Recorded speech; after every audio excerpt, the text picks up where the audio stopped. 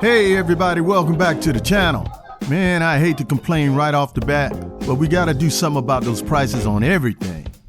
Prices are going up, up, up, and up, and they keep going up. But the paychecks are going stay the same, stay the same, stay the same. I mean, nothing is cheap, and definitely not free. I had low air in my tire the other day and pulled up to the gas station for air, and the sign said $2. I was like, $2? For what? I remember when air was just free.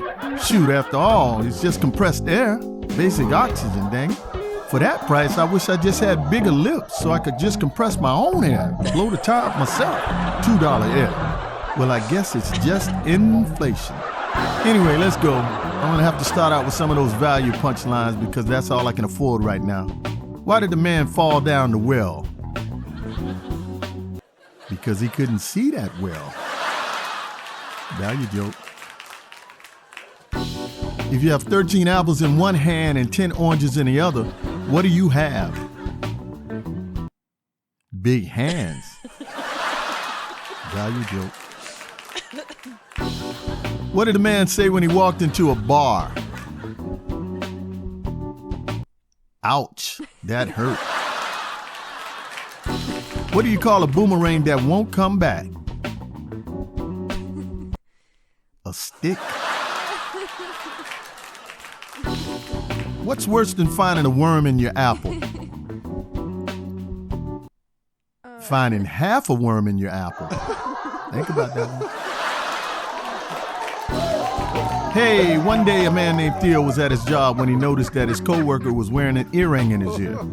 The man knew his coworker Steve to be straight-laced and kind of conservative-minded dude. So Theo got curious about Steve's sudden change in fashion sense. So Theo went up to Steve and said, "Hey, Steve, I didn't know you were into earrings." Steve looked a little embarrassed. Then he said, "Hey, my man, don't make such a big deal out of that. It's only an earring." Then Steve sheepishly tried to walk away. Theo fell silent for a minute as Steve was leaving. But then he thought about the fact that Steve was also married, so it made him want to approach Steve again. Theo went over and said, "Hey, bro, so how long you been wearing diamonds in your ear?" Steve said, "Hey, Theo, like I said, it's not a big deal." Theo then started wondering if Steve was maybe trying to slowly come out of the closet all of a sudden. So Theo said, "Hey, my brother, you are my friend, and we're going to be cool no matter what. If you got something to tell me, please don't be afraid to confide in me. I'm your brother. Your secret will always be safe with me. So go ahead and tell me how long you've been wanting to make this sudden move with this earring thing." Steve then turned and looked at Theo with disgust and said, "Come on, bruh. Ever since my wife found it under the seat in my SUV." A teenager was at a very sad funeral where he was sitting and playing video games on his cell phone. The preacher was consoling the family of the dead with an encouraging sermon. He was saying, "No one knows the way of our great God. His will is not our will."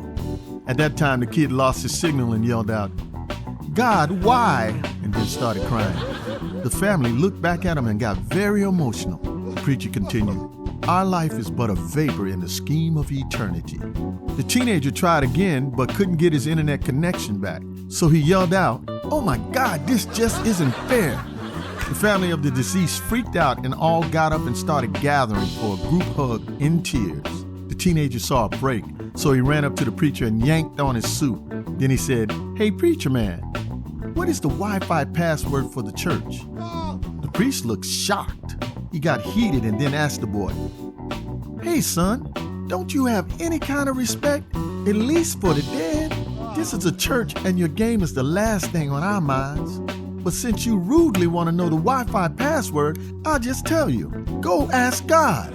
Because the boy then cut the preacher off saying, "Is that uppercase or lowercase?" Put some thought to it. Now, a very arrogant NASA scientist sat beside a girl who was traveling by herself on a plane.